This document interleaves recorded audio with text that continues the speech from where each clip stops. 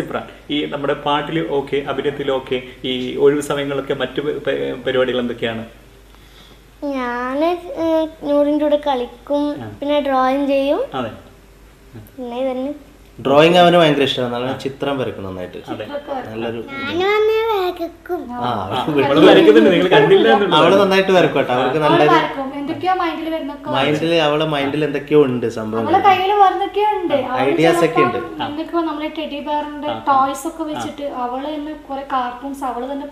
അവളെന്നെ മൈൻഡിൽ എന്തൊക്കെയോ കഥകളൊക്കെ ഉണ്ടാക്കിയിട്ട്.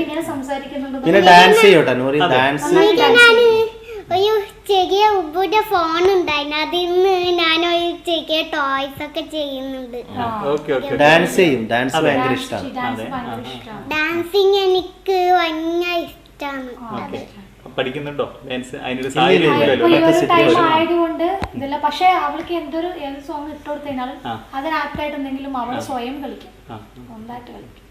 ഒപ്പം നമുക്ക് ഈ പ്രേക്ഷകരെ എങ്ങനെ നമുക്ക് വിലയിരുത്താം? കാരണം ഒന്ന് ഈ വിദേശത്തിലെ നമ്മുടെ ഈ പാട്ടിൽ സ്വീകാര്യതയുള്ള, അപ്പോൾ ഇവിടെ കേരളത്തിലായാലും ഇപ്പം ഈ സോഷ്യൽ മീഡിയയിലൊക്കെയുള്ള ഈ പ്രേക്ഷകരുടെ എങ്ങനെ വിലയിരുത്തുന്നു?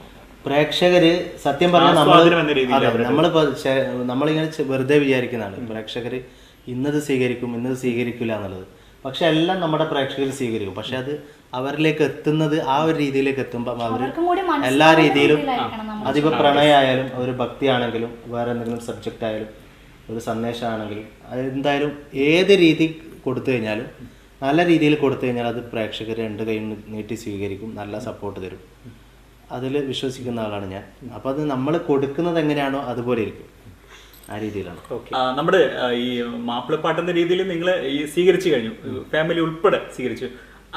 അതോടൊപ്പം തന്നെ ഒരു ഹിന്ദു ഭക്തി ഗാനം പാടിക്കൊണ്ട് ഒരുപാട് പ്രേക്ഷകർ ഇരുകൈ നീട്ടി സ്വീകരിക്കുന്ന ഒരു സാരി ഉണ്ടായിരുന്നു. കാരണം അതിനൊരു വെറൈറ്റി ഉണ്ട് അല്ലെ? ഒരു മുസ്ലിം ഫാമിലിയിൽ നിന്ന് ഇങ്ങനെ പാടുമ്പോൾ അതിനൊരു മറ്റൊരു തരത്തിലൊരു സ്വീകാര്യതയാണ്. അപ്പൊ അത് മനസ്സറിഞ്ഞ് അവർ സ്വീകരിച്ചു കഴിഞ്ഞു. അതിനെ കുറിച്ചിട്ടൊന്നും അത് നമ്മള് ആ ഒരു പാട്ട്